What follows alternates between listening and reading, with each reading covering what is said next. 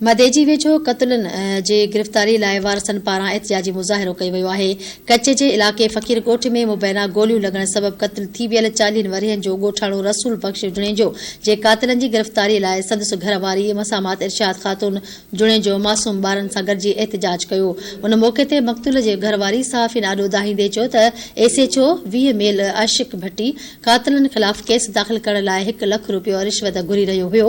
रिश्वत जा पैसा न ॾियण ते एसएचओ जवाबदार धुर जो साथारी बणिजी वियो आहे। औरत एहतिजाज कंदे चयो त जवाबदार बेगुनाह संदसि मुड़ुस खे गोलियूं हणी क़त्ल कयो आहे। हुननि डीआईजी लाड़काणो एसएसपी शिकारपुर खे अपील कई आहे त एसएचओ 20 मेल खे मुअत्तल करे जवाबदार ख़िलाफ़ केस दाख़िल करे खेसि गिरफ़्तार कयो वञे।